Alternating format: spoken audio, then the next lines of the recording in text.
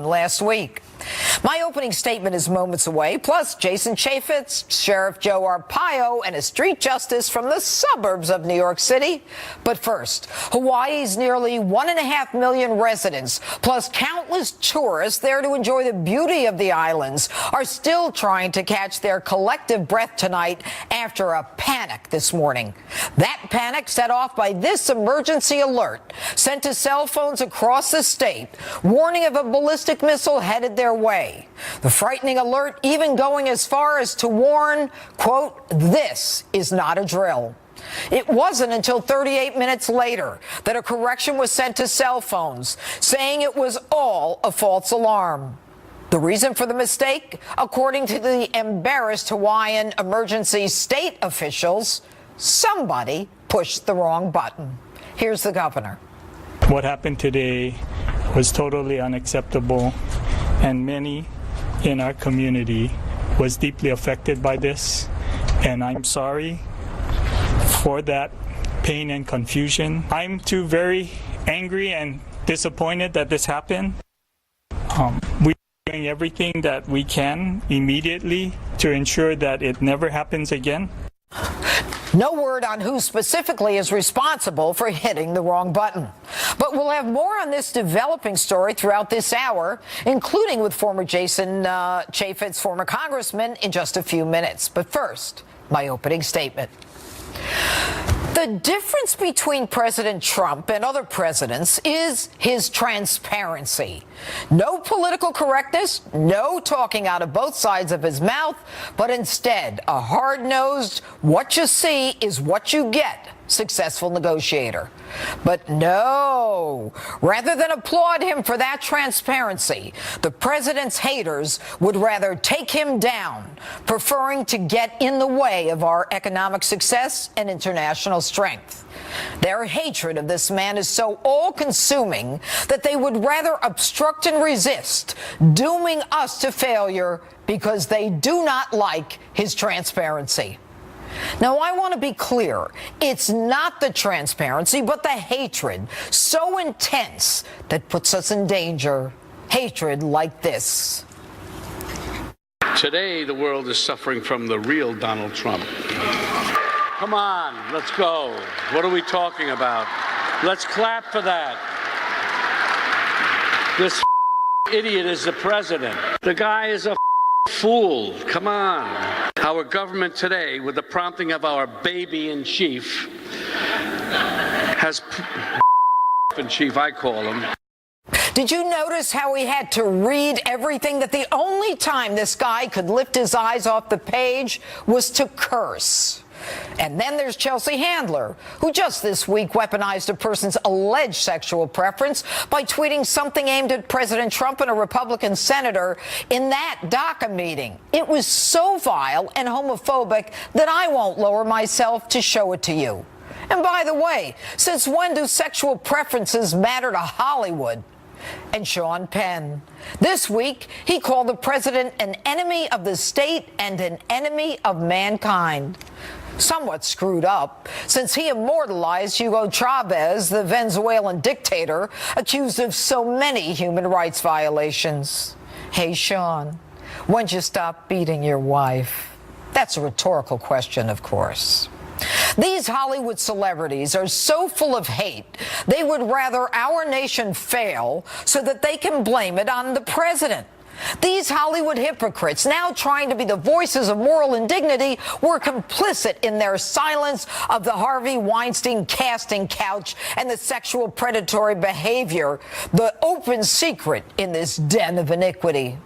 And by the way, what makes their opinions so valuable?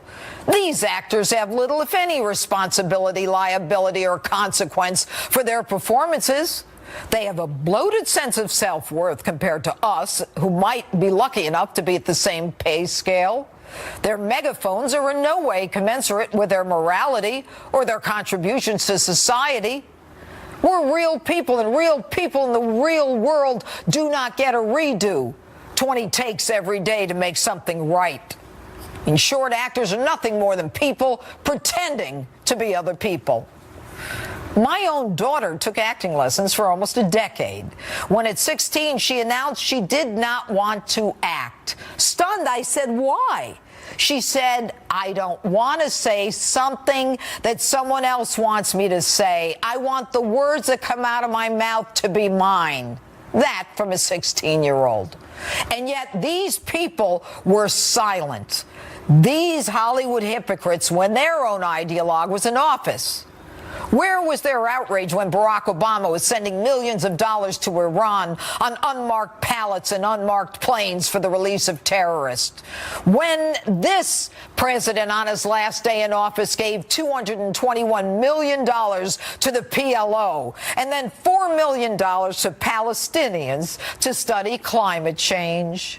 Where was their outrage when this administration, Obama's, thwarted a U.S. international drug operation called Project Cassandra, where Hezbollah, an arm of Iran, was engaging in drug trafficking to the United States and killing Americans, so that Obama could then dance with the devil in Iran and send them $150 billion?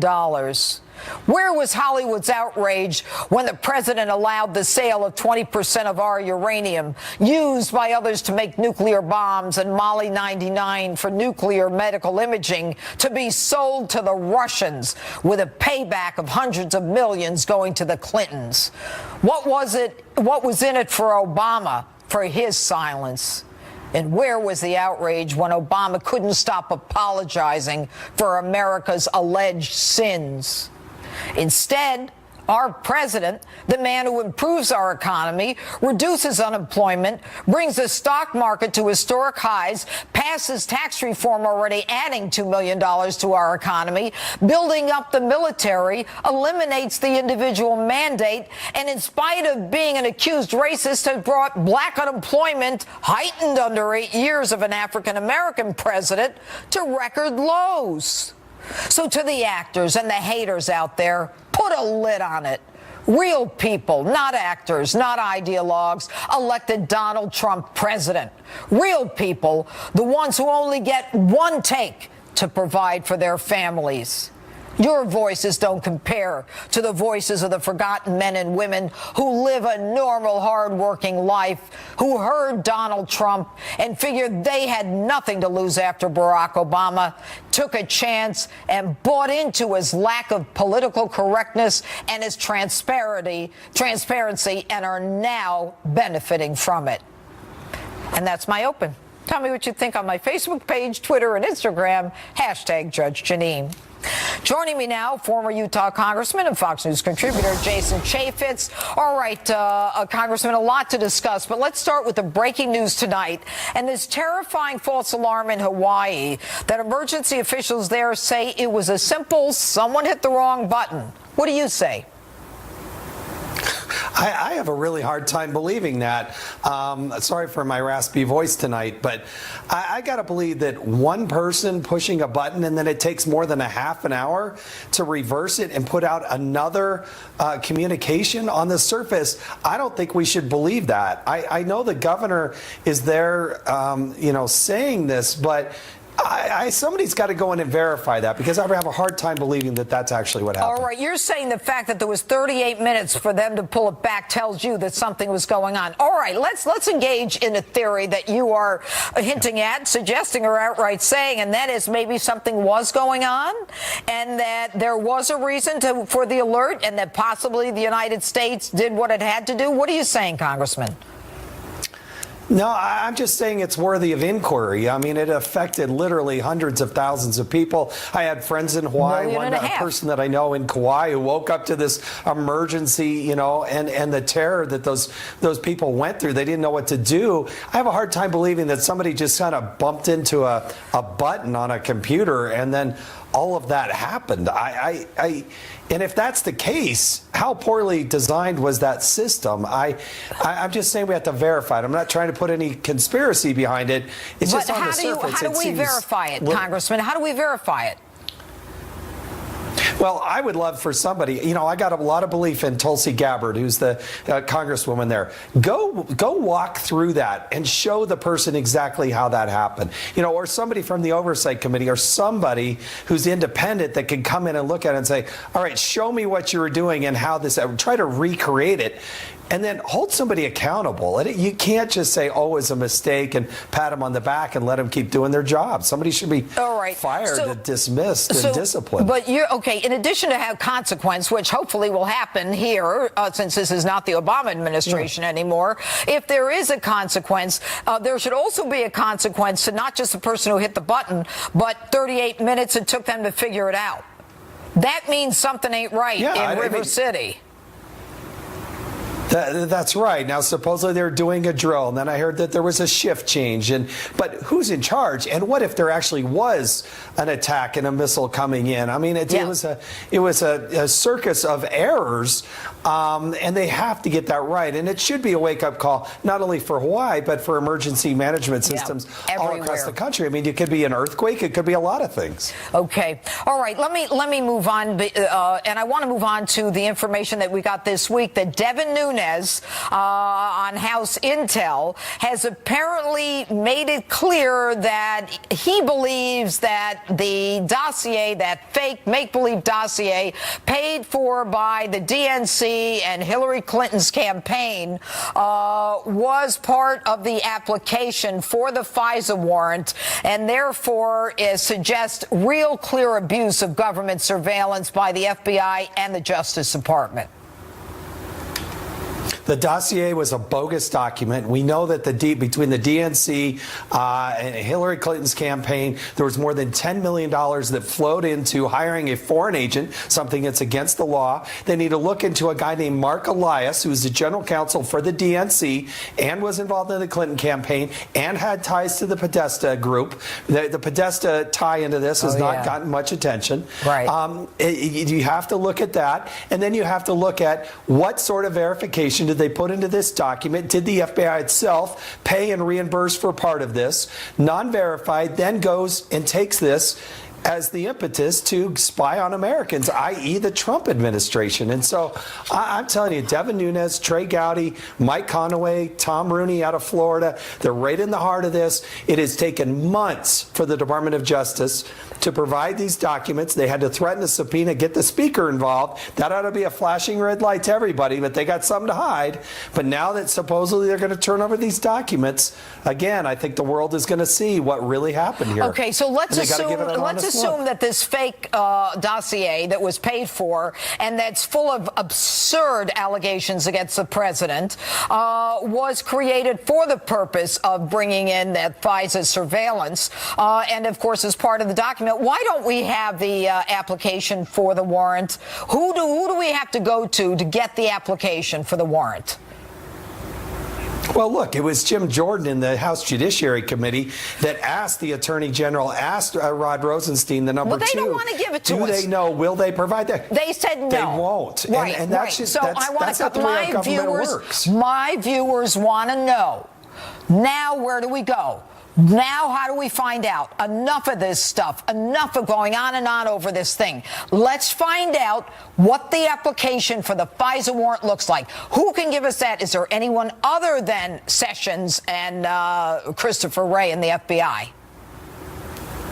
You have to have Mitch McConnell and the Speaker themselves, as long as with the chairman of the committees, Devin Nunes, Bob Goodlatte, Trey Gowdy, and in the Senate, Senator Grassley, to actually grow a spine and do their job and hold this administration accountable. It's a Republican administration. I get it. But it was the same thing in the Democratic administration. There is a deep state that is well seated, and they have got to extract the material. And until they hold down their foot, hold these people to fire, hold people in contempt, have votes on the floor of the House, and actually go out and sue people and insist that this happens, it's just going to flail along. Congressman, this is crazy. These people shouldn't get a salary unless they're doing their job. They shouldn't be able to move anything until they move what is possibly the most corrupt attempt, an effort to stop a candidate for president of the United States by the FBI and the Department of Justice. These people have to go. I'm just go over this every every week. And every week, I don't know any more than they did the week before. If it weren't for the Hill, if it weren't for people like Tom Fitton and some of these organizations that are seeking the freedom of information, we wouldn't know a thing because the establishment is in bed with the rest of the establishment. Am I wrong?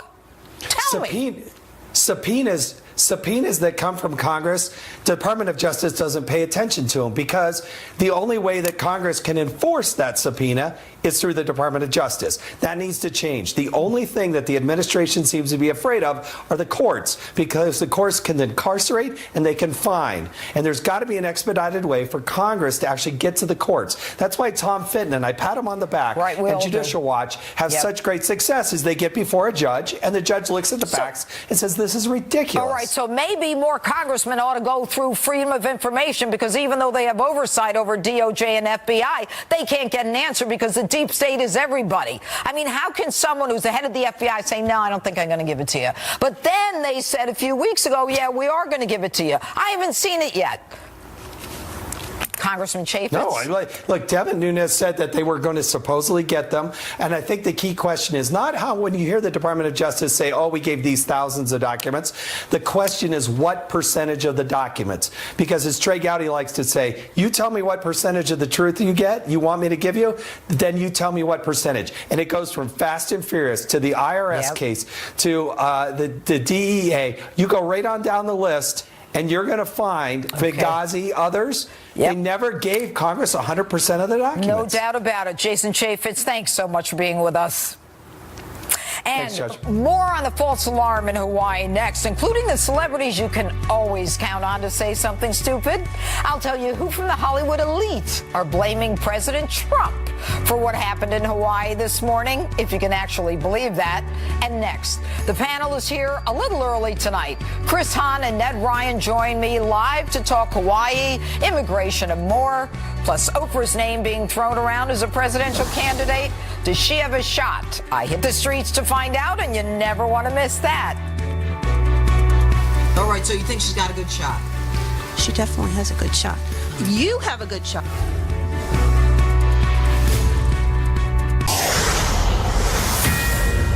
Breaking tonight, folks in Hawaii still recovering after a terrifying alert this morning that an inbound ballistic missile was headed their way.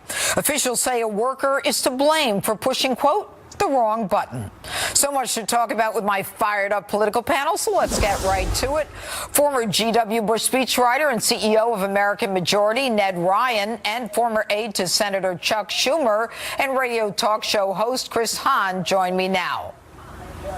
All right, good evening. Good evening. Thank you. All right, guys, let's talk about what Congressman Jason Chaffetz just said. And he seems to indicate that there is a conspiratorial piece to this, that it took 38 minutes for them to say, no, this was a mistake.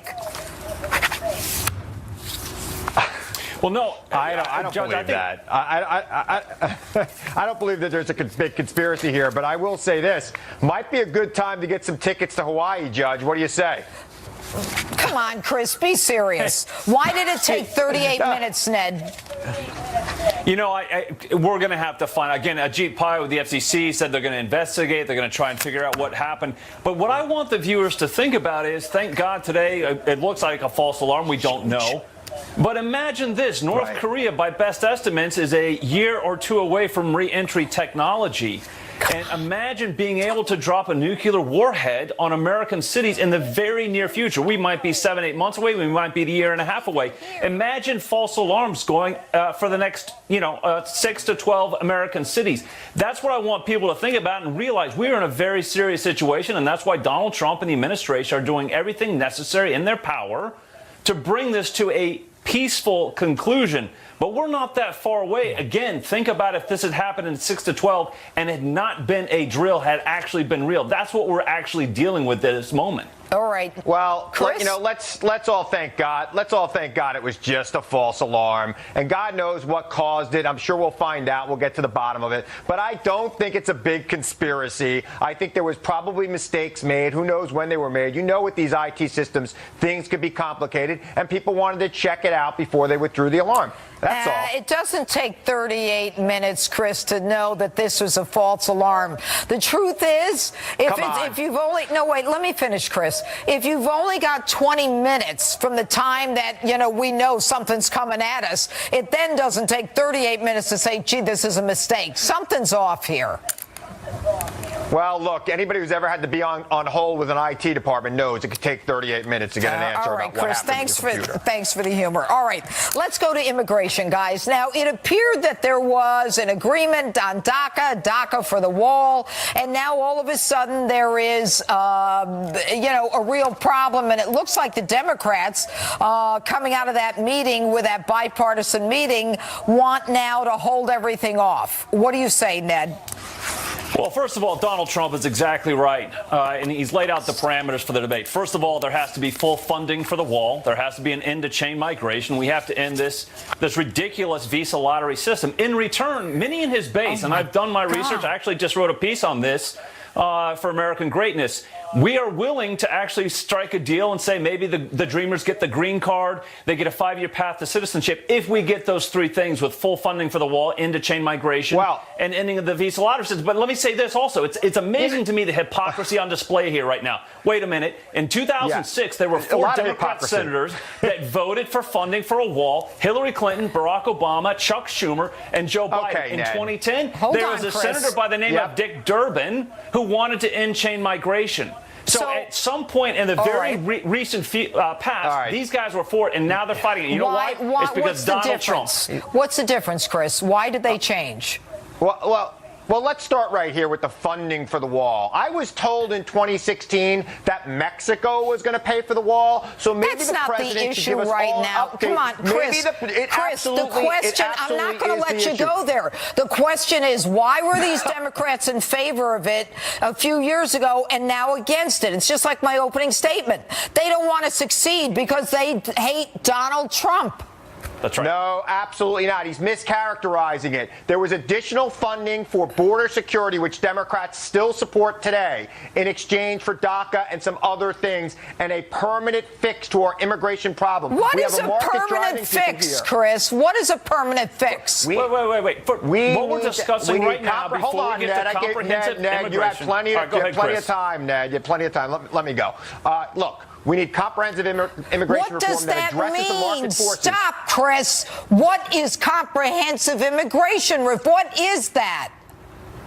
We acknowledge the reality that people are coming to this country for work, and we deal with it with work visas and other things to take people out of the shadow and have them be productive members of our economy. Oh, so that's what comprehensive immigration is. To you, comprehensive immigration is they all come into work and let's let them out of the shadows. No, that's not true. They don't all come to work. They come, a lot of them, for education, medication, housing, and to live the American dream when they are not allowed to be here. Now, if that's comprehensive immigration reform, then the only reform is to eliminate and repeal all immigration laws so everybody can come in. We can be a global party.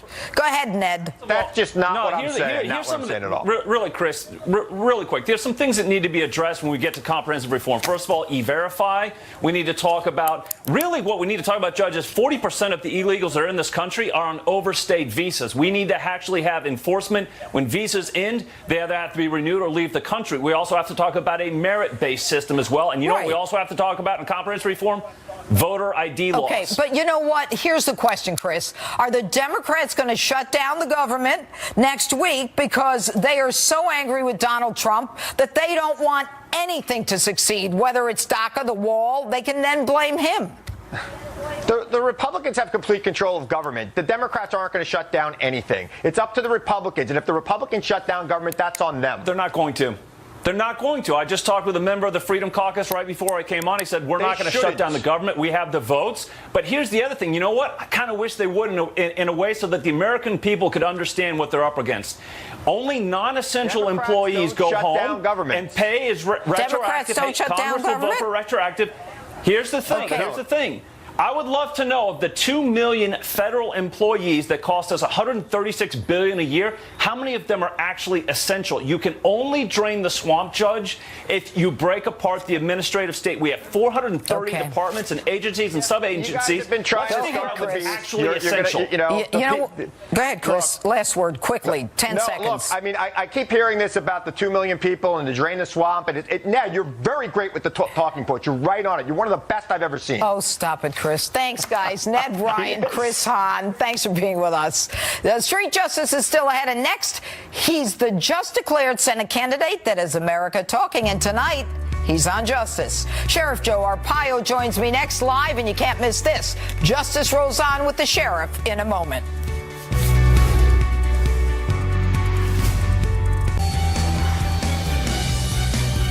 It's got to include the wall. We need the wall for security. We need the wall for safety. We need the wall for stopping the drugs from pouring in. I would imagine that the people in the room, both Democrat and Republican, I really believe they're going to come up with a solution to the DACA problem, which has been going on for a long time, and maybe beyond that, immigration as a whole. It's got to include the wall. That's President Trump hopeful after his rare open bipartisan meeting on immigration this week. But now the president's tweet this morning reads, I don't believe the Democrats really want to see a deal on DACA. They are all talk and no action. This is the time, but day by day, they are blowing the one great opportunity they have. Too bad. Joining me now with reaction to all of this, former Maricopa County Sheriff and Arizona Senate candidate Joe Arpaio. Good evening, Sheriff. Welcome to Justice. Now, you've announced your candidacy for Senate in Arizona to fill the seat of Jeff Flake, who's leaving. What do you think you have to offer the people of Arizona, and why, at the age of 85, do you want to do this? Well, first of all, I want to keep fighting for the people in Arizona. I've been doing it for 30 years as a top federal DEA in Arizona, plus 24 years as sheriff. So I got 30 years serving the people of Arizona. But anyway, I supported the president in July of 2015, and I've been with him since then. In fact, Jeanine, getting a little over dramatic and romantic, I never had a hero in my life. It took me 75 years to find a hero, and that's the president. So I'm going to go to Washington, support his agenda, his policies, and they all relate to Arizona. They affect Arizona. So I'm going to fight for Arizona. I'm going to fight for the president. And I'm going to fight for the nation. And if they think I'm going away and disappearing with all their garbage they throw at me the last several years, I got news for them. So that's my agenda. Well, clearly, I mean, criminal contempt. You're found guilty of criminal contempt and pardoned by the president. I want to bring it all out so my viewers know everything that's going on. But let's talk about Hawaii. You seem to have some thoughts about what happened there earlier today. What are your thoughts? Well, I don't want to get into it, but I know doing a certain investigation on a fake, fraudulent government document, they can't even solve that case. They don't even want to look at it. So either they're incompetent, or there's something behind it. Just so I got to push back on that a little bit.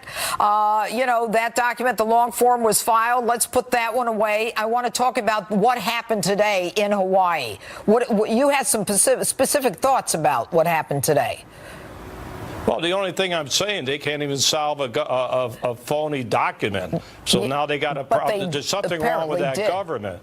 Well, all right, let's keep moving, because they did solve that, and I'm going to keep pushing back on that. Now, what do you say to those Democrats who are absolutely determined to either shut down the government or stop the resolution of immigration, the immigration issue in this country, being from a state that's impacted by more than probably the vast majority of states? Well, they ought to be thanking the president. He's the one that brought the immigration problem out front when he ran for office, and I'm sure he made 17 other people really angry because they had to talk about this illegal immigration. So what's wrong with a president talking on a bipartisan situation about this problem? He's a great negotiator. So I don't know why all this heat is going on, because he's talking about DACA illegal immigration. Everybody should be thanking him, trying to get to the bottom of this. Well, he's the only. Pardon? The amazing thing, Sheriff, is that he's willing, it seems, to go with DACA. He's willing to give them that path, and yet they're not willing to give him the wall. And I was in Arizona not that many months ago, and I've never seen anything like it. I mean, there are people coming across at night, people being arrested every day, and for some reason the elite think that well, this is okay, and yet the expense that is connected to this illegal immigration is something that people don't want to discuss. Well, John, you were riding a horse. I've been covering that border for 35 years as a director in Mexico and Texas and on, and Sheriff, I know what you're talking about. But everybody's finding fault with it. Why build a wall? I'll tell you why the wall is needed, to keep all the drugs out of our country. Nobody talks about that except the president, about the drug problem that's destroying our nation. And as we go forward, I mean, the number of people dying of drug overdose, opioids, and coming from Mexico, without a doubt, is huge. And I'm not even going to estimate what it is, but more than 50,000 died last year from opioid overdoses. Anyway, Sheriff Joe Arpaio, thanks so much for being with us. We look forward to having you back during the campaign. Thank you, Judge. All right. And what did Jim Carrey, Jamie Lee Curtis, and Nancy Pelosi all have in common? Michael Tamaro is here to tell us, and you're going to love it. Next.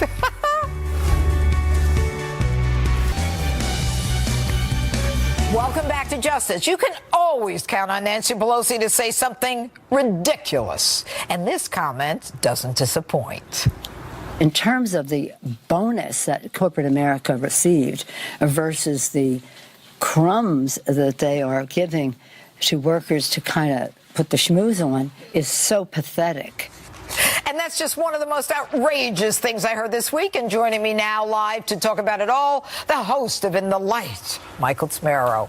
All right, so what do you say about Nancy there? Well, she's like the gift that keeps on giving, isn't she? When you fancy Nancy and you love Armani clothes, which she does, $1,000 is crumbs. But for the rest of us, it's a lot of money. Well, it's not only a lot of money. It's not just 1,000. I mean, it's not just Walmart. It's Amazon, or is it Apple? Everybody got like $1,000 added, $50 added. I mean, how many companies? AT&T. Tons of companies. It's months of car payments, groceries. It's real money that will have an effect in a real way. This is also the same person who back in 2008, after the financial crisis, was standing on a balcony like a Vita, tossing out rebate checks of $200, $300, like that really, and touting that as real economic stimulus. This is why people hate Washington and both parties, because they're all hypocrites. Yeah, but we don't have a Nancy Pelosi, do we?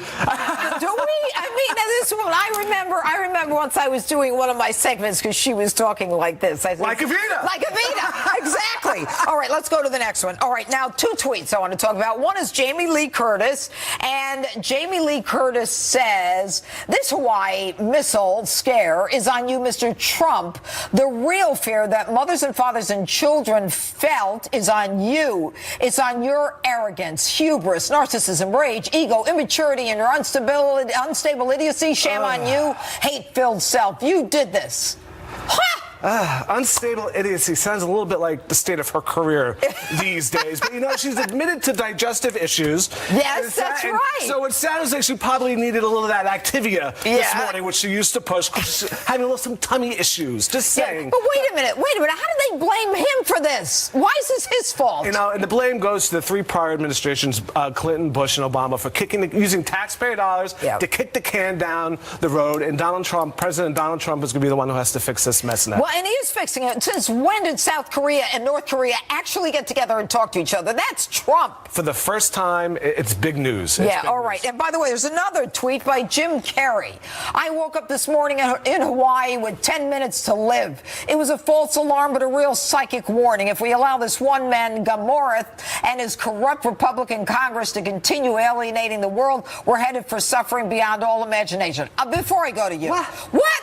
Alienating the world? This guy Kim Jong-un is a wackadoo. And now this is Trump's fault? With a bad haircut. With a bad. By the way, do you remember when when they said he was the sexiest man alive, it was a joke. He started publishing it all through North Korea. I'm the sexiest man alive. Not for nothing. It's just not occurring to Kerry. me. These Hollywood stars should be outraged over North Korea with the whole Sony hack and that whole thing and banning the movie. They've all sort of forgotten about that. Yeah. But Donald Trump is not the problem with this sort of thing. And this is why a lot of Americans also don't like Hollywood. Yeah, well, they don't like Hollywood because they're a bunch of hypocrites. So I have to go through my last 3 opens with you. Go through that opening statement one more time, Judge. She's on fire tonight. Yeah, but why do they think? Why do these people think that they speak for real Americans? I mean, like I said, every one of them gets 20 to 30 takes when you and we're live. By the way, folks, we are live tonight. This is live. I go through the country and people say to me, "Oh, I like to watch your show," and like, "What do you do on Saturday nights?" I say, "I work. I've been working every Saturday night for 6 years live." Someone's got to do it. Yeah, You're carrying this network on your shoulders, Judge. Yes, I know. I love it. You. Yeah, what shoulders? What? I have my improved shoulders. No, it's not improved yet. I just started my PT for my rotator cuff. Well, you look fabulous. Well, thank you. Thanks to my hair and 2018 is agreeing with Judge Jeanine. Yeah, that's right. And Michael in the light. In the Fox light? The Fox light. The Fox light. All right, Michael Tamero, thanks so much for being with us. And here's something else some people might find outrageous. Oprah Winfrey for president? Street justice is next.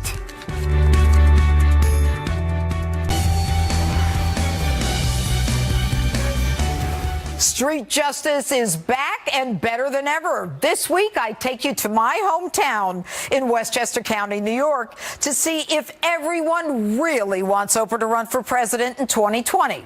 Take a look.